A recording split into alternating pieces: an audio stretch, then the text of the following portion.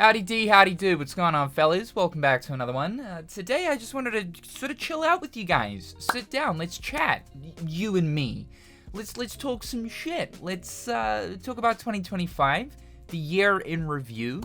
But ultimately, I just want to thank you guys so much for tuning in to the channel for yet another year of TGJ. I really appreciate it. The year is coming to a close. 2026 is almost upon us, and I think that this year has been yet another pretty good one for the channel. I don't think it was as bustling and as busy as 2024 was. I had a great deal of motivation last year to really pump out different forms of content. I was really getting deep into the Platinum video series that I really enjoyed doing the whole 100% thing, and I sort of slowed down with that type of content this year, though the experimentation certainly continues. Yet again, I decided that I would branch out and talk about different kinds of things in amongst obviously the Kingdom Hearts content, and I think for the most part it's worked out pretty good. One thing is, I was hoping to hit the big 300k this year. Subscriber-wise, we've been in the 200s now for, obviously many years, and it has been a milestone that I have been looking forward to hitting. We are so close. I haven't looked at my sub count in actually a little while, but I think we're at like 294 or something like that. But unfortunately, it looks like we're not going to be hitting the 300. That is going to be, hopefully, a 2026 thing. But honestly, guys, either way, I just want to say, thank you so much for supporting the content for yet another year. The TheGamersJoint was started back in 2011, so I've been running this channel now for about 14, 15 years. I started doing Kingdom Hearts content in 2014 is when I started doing that, and that's when the channel kind of started to make a name for itself. So as far as Kingdom Hearts content is concerned, and me really paying attention to content creation, yeah, it's been about 11 years now, which is truly, honestly hard to believe. And really every day I wake up just grateful that you guys have enabled me to be able to do what I do here on the channel. Really, I am eternally grateful for that. The fact that you guys, for whatever reason, find me interesting and entertaining enough to tune in to each MP4 I upload to this platform.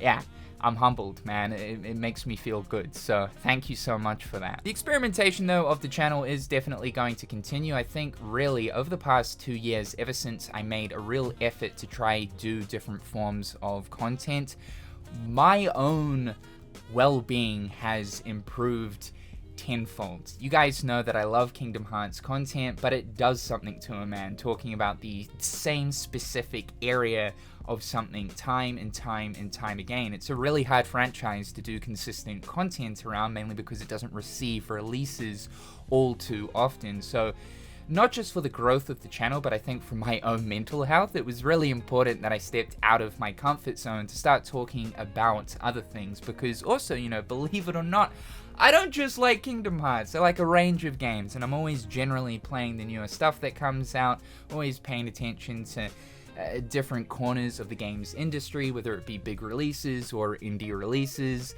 I am playing other shit in the background, and sometimes I like to talk about that other shit. Another thing too is this year I wanted to make an effort to sort of stream more. Well, we did stream around August and September. I kind of dipped out in September due to some family dilemmas that were kind of going on around that time. I sort of had to pop out for a bit, and then when I came back, I kind of just got latched on to video content again. It's really hard to break away from the roots that I have, right? Because while I enjoy streaming, the main thing that I've always done is video content. I just love the process of creating video content. So the streaming focus might be something that I'll reattempt later on down the track, maybe sometime in 2026, but I start brewing up all these ideas for different pieces of content I want to do, and then I just get addicted and obsessed with that. So yeah, for the time being, I guess it's just video content. Something else that I do want to acknowledge though is it's been about 2 years now since the channel's gone through a major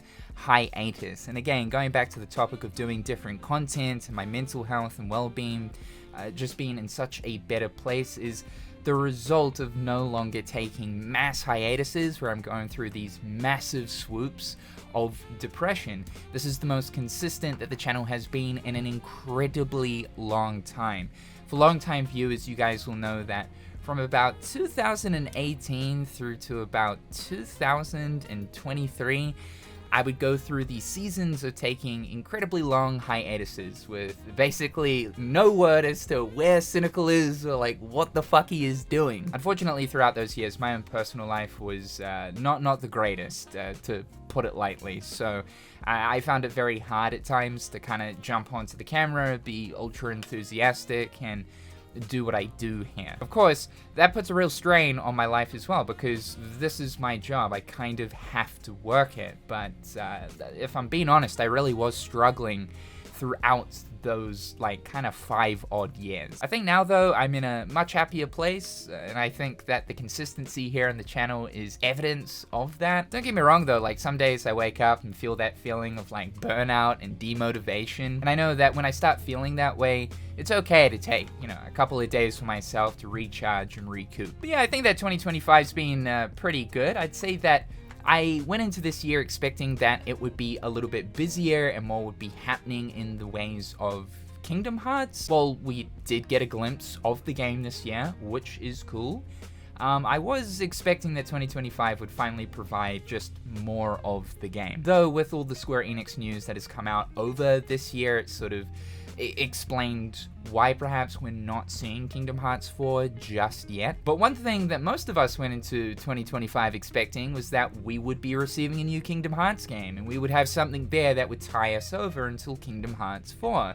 We thought that by Q3, Q4 of this year, we'd be playing Kingdom Hearts Missing Link, and man, it's disappointing because not only would it have tied us over with something to play in the Kingdom Hearts series and new story content, but also for me, it would have meant a series of Kingdom Hearts content that I was planning. I had big content plans for Missing Link. I was planning on traveling around my country, and one of the systems in Missing Link was that because it's GPS bound, right? Depending on how many Heartless you defeat in a certain area, you'll clear a sort of darkness cloud known as miasma. So one of the collective goals of Kingdom Hearts Missing Link is the players would be clearing the miasma that has enveloped our own known world, and I wanted to do that and incorporate that into traveling around my country. This is something that I had planned for like a couple of years. I was really looking forward to doing this, a vlog style type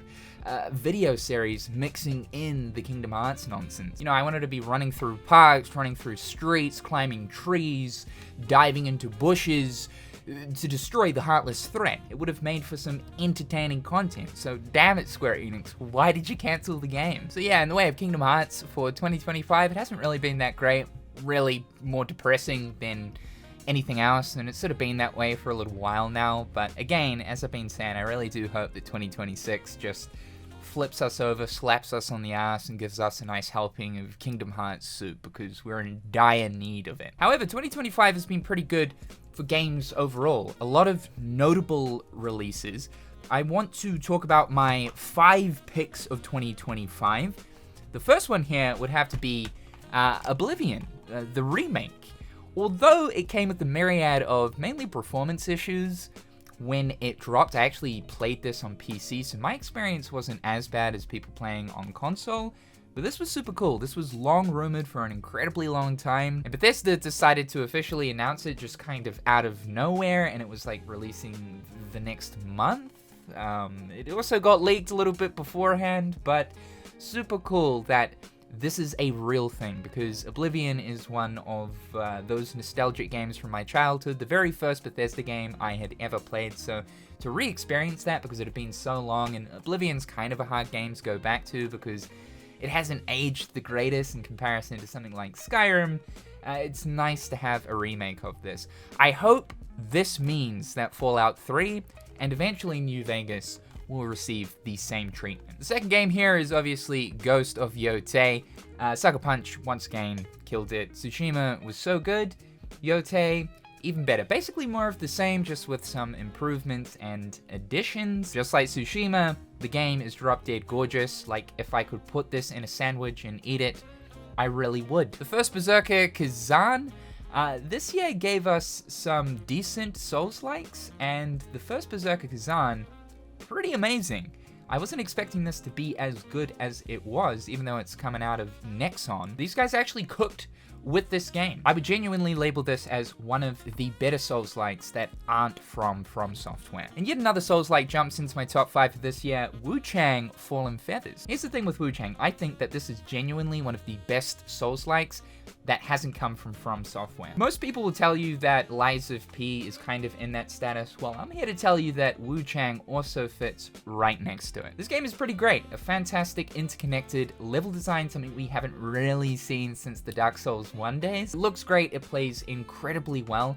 For anyone that has been sort of sleeping on this or waiting to pick this up because you're not sure, do it. It's great. It actually, in a way, kind of feels like it's come from FromSoft. And the last one here is Chronos, the New Dawn from Bloober Team. Obviously, Bloober Team have been a little bit busy with Silent Hill, but they've managed to fit in their own new original thing, Chronos, the New Dawn. Very good game if you're into the survival horror third-person shooter type thing in similar fashion to something like Resident Evil 4 or Dead Space. And I'm happy that Bloober Team, are finally on the rise and are finally pumping out good content.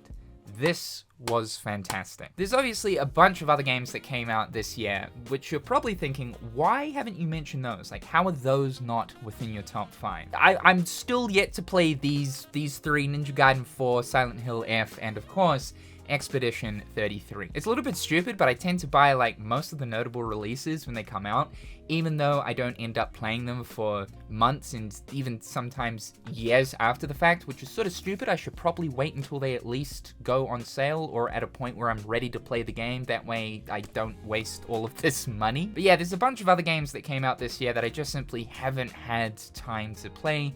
These 3 in particular, I am planning on prioritizing and getting around to.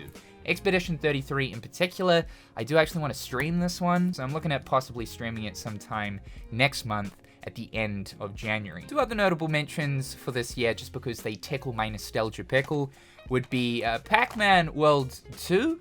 Bandai Namco decided to do a remake of Pac-Man World 2, and I hoped they would when they did the first Pac-Man World, so they decided to do it with the second. Not really even into Pac-Man that much, but this game, oh man, ultra nostalgic, so super cool to see that they did the remake treatment for this. And finally, the Gex Trilogy released this year. One of my all-time favorite platformers from my childhood.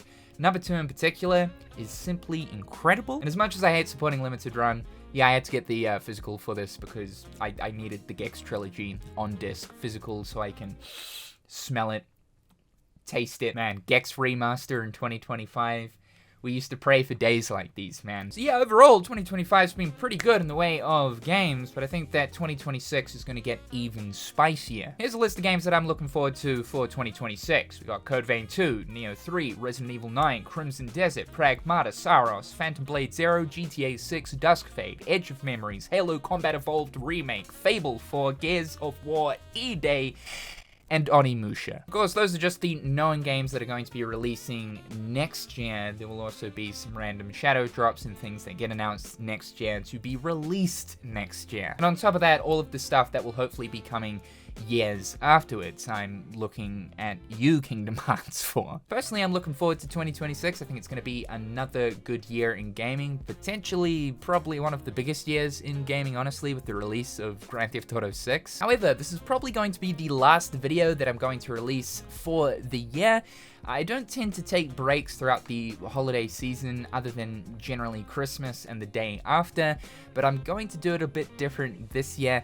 I am going to be taking the 25th through to the 12th of January off, so about 2.5 weeks. That'll give me enough time to recharge and enjoy the summer season, hit the beach, do some swimming and stuff like that, do some exploring, catch some sun, because most of the time I'm a fucking vampire. Yeah, fun fact, Christmas is summertime for me.